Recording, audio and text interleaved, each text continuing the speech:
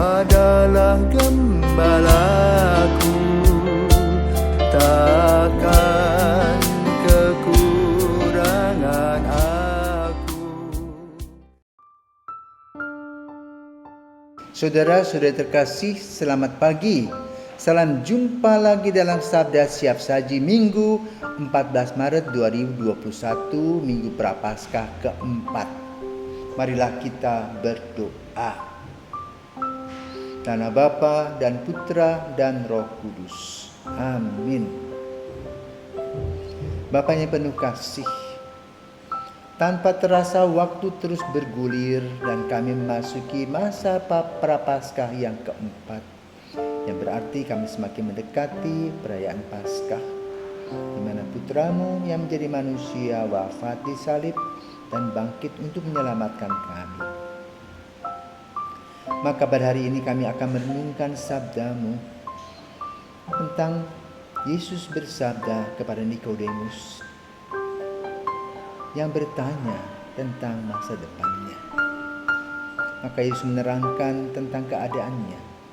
Namun Nikodemus belum paham tentang apa yang dikatakannya. Sama seperti kami, sering kami membuka dan membaca kitab suci, tetapi kami belum paham akan arti dan maknanya. Maka terangilah jalan kami dalam membaca kitab suci, dalam menerjemahkannya ke dalam kehidupan sehari-hari, agar kami jelas dan percaya kepadamu dengan mantap. Demi Kristus Putramu dan pengantara kami, kini dan sepanjang masa. Amin. Tuhan bersamamu dan bersama rohmu. Inilah Injil Yesus Kristus menurut Yohanes. Dimuliakanlah Tuhan. Yohanes bab 3 ayat 14 dengan 21.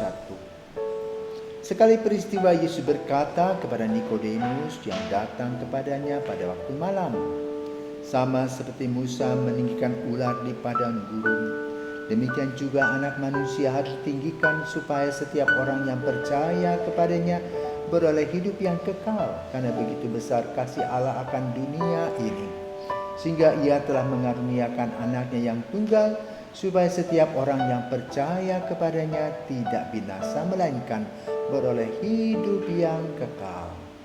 Sebab Allah mengutus Anaknya ke dalam dunia bukan untuk menghakimi dunia, melainkan untuk menyelamatkannya.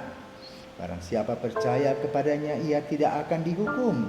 Tetapi barang siapa tidak percaya, ia telah berada di bawah hukuman, sebab ia tidak percaya dalam nama Anak Tunggal Allah.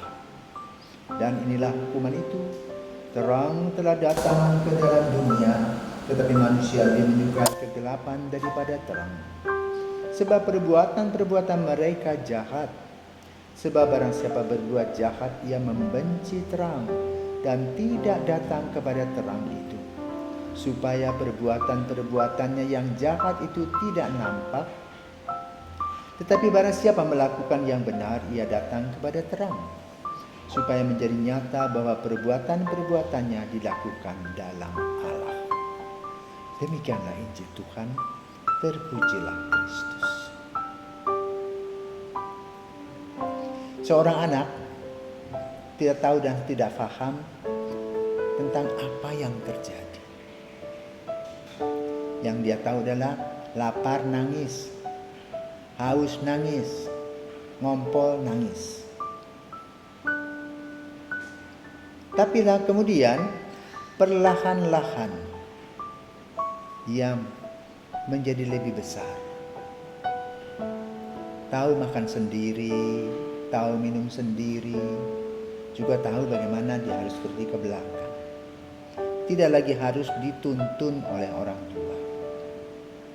Lama-lama anak tersebut menjadi mandiri dan bisa memilih apa yang dia mau. Demikian pula dalam hal iman.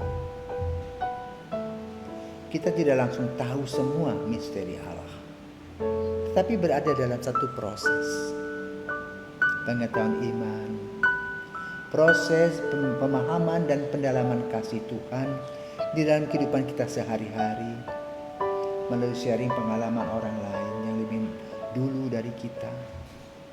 kita pun berani memberi waktu mendengarkan. Kemudian juga mohon terang kepada Tuhan. Maka proses penjadian pemahaman iman ini perlahan-lahan tetapi pasti akan kemudian dihayati. Karena menjadi pengetahuan iman yang sudah melekat di dalam kehidupan manusia. Dalam hal Nikodemus, Yesus menerangkan proses tersebut perlahan-lahan dan mengatakan bahwa putra manusia akan menjadi sang penyelamat. Nah, bagaimana caranya? Di sanalah Nikodemus bertanya. Demikian pula kita sama. Bagaimana caranya? Kita merasa bahwa kita diselamatkan. Dan kehidupan sehari-hari, ketika kita menghirup udara, melihat matahari terbit dan terbenam, kita lah merasa biasa saja.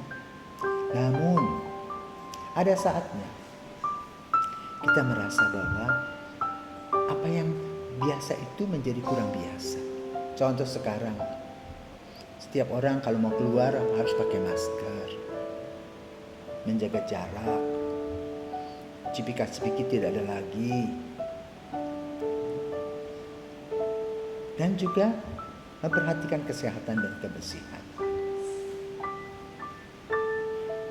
COVID mengajarkan kita untuk kebersihan tadi, dan juga memilih dan memilah yang tidak perlu dan tidak penting. Kenapa? Berkaitan dengan kesehatan kita.